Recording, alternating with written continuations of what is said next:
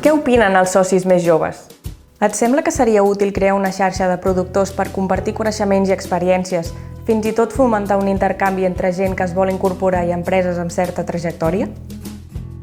Sí, sempre la xarxa i treballar plegats i compartir inquietuds o reptes o problemes sempre va bé.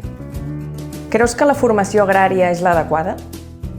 Bueno, jo realment no tinc formació agrària, però ja estic participant d'un procés agrari, però òbviament la formació en qualsevol camp és crucial, és fonamental. Com més n'hi hagi, més de qualitat sigui, òbviament més bons professionals formats tindrem i per tant el producte com les explotacions milloraran. Per què vas decidir fer-te soci de JARC? En què t'hem ajudat?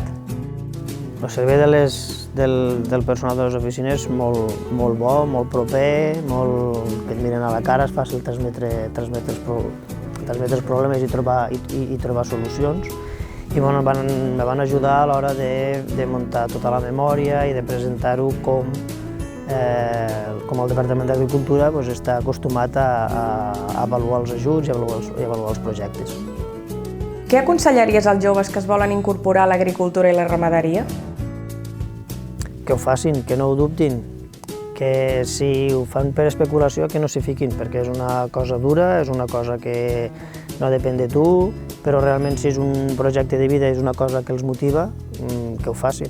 Té altres coses que no ho trobàs en una feina d'un despatx, en una feina de treballar a l'aire lliure, és molt gratificant. Què és el que més t'agrada de la teva feina? Pot semblar molt, però és que realment estic fent el que sento. Realment estic fent el que m'agrada. Òbviament també tenim mals dies, també hi ha dies que... Però el fet de, quan ho mires en conjunt, estàs fent alguna cosa que realment ho has escollit fer, per tant, t'hi sents a gust. M'agrada fer l'oli, m'agrada venir aquí, podar els arbres, fer mals, tenir cura. És una mica un projecte conjunt.